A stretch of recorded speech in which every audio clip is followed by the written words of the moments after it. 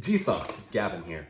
YCS Vegas just concluded, and we now are existing in a Tier 0 format. So that means if you're going to a larger event, if you're playing any deck that is not Fire, you shouldn't expect to do well. But I don't really think that's the case. I think Fire is very good, but the issue is that it's $1,000. If you don't want to throw $1,000 at a card game, I get it.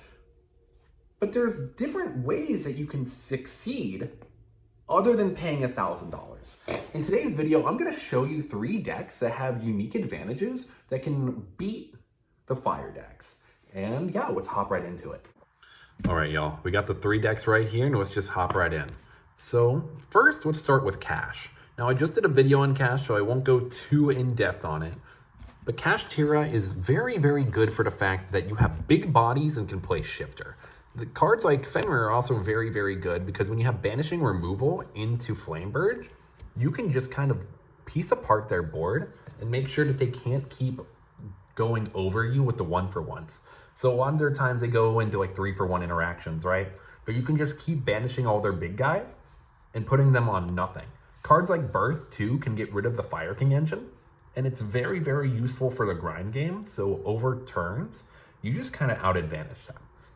So that's the short and sweet of it. Also, cards like Shifter are just very, very good. So the name of the game is Banishing Removal, and I think it's very, very good. The other thing that I'd like to go over, and you'll see this in the Pearly deck as well, you can just kind of main deck 15 hand traps. So you can do what they're doing. Of course, your deck isn't inherently as good, but the advantages you have make sure that you're not in a bad position at all. You can still go second, and if you see at least 2 hand traps, you can do well. And Fenrir itself being a going second card is also not a bad addition. So that is Cash. Next up, we have Albaz. So Albaz and friends are very, very good for the fact that you don't have destruction removal. It's all banishing, and that's very, very good because they can't pull us off the Fire Kings. Being able to just banish their names and get them off board is very, very useful to make sure they can't get into Princess and can't keep thoroughly extending on you. Banishing Princess is also the name of the game. Or, you know, just not letting them play at all. Just FTK them. What's the worst thing that could happen? This deck is also known for playing Shifter before. So if you want to play a slower strategy where you Shifter them, that's not too bad. You can just, you know, also just Mirror Jade them like 3 times with Adlib and with Quem, or Gimmick Lock them with Albion, and it's all very, very nice. I haven't posted a video on this yet, but if you'd like to see one, let me know, and I can get to it. Oh, also, Thrust is a stupid card, and this deck can inherently play Thrust, and this is the deck where Super Poly is the best. Now, I don't think Super Poly is, you know, the best breaker right now, but being able to piece apart their board while plussing is fantastic. So yeah, side notes for that. And finally, we have what I think is the most decisive pick here. This is one that would probably have you scratching your head. So Pearly, I think, is in a very good position for the fact that you can play just as many hand traps as in Fenrir, if not more. Oh, not Fenrir, Cash Tira, same deck, honestly. And you can end on a Towers. And that Towers, when you're at parity with your opponent, just slinging hand traps with them, is infinitely better because you can just keep advantaging them, grabbing your stuff back with all of the continuous and field spells, and just looping them.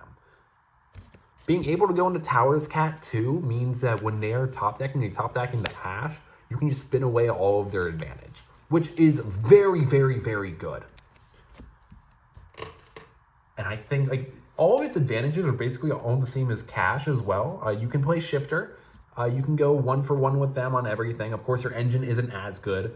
You know, your guys not being able to be targeted is very nice as well, but you don't have all targeting removal. It just protects you from Flamberge. And I think at the end of the day, the thing that makes this deck very, very broken is the Towers. Just making sure that they can interact with you is really the best way to go about it. I think that's the best way to actually compare these, is that since like they can't really interact with you, they can't really beat you, right? Like if you put them on no cards and on a Towers, you're just better than them. The Happiness OTK is also very good. Being able to shift through them is nice. Gimmick Puppet Nightmare, just stopping them from playing the game, or just looping Mirror Jade is very good.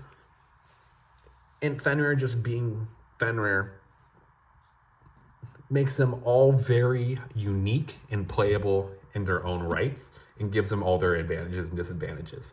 If you were to ask me what I think the best deck on the table is, I'm going to say Kashtira, but I can give in-depth guides on all three of these decks if needed. So yeah, these are 3 decks I think that can succeed under fire. If you have any questions, comments, or concerns, let me know. But I do think that you don't have to spend $1,000 on Yu-Gi-Oh! And you can do just as well at your locals and regionals with these decks. So yeah, thanks for watching. You guys have a great one.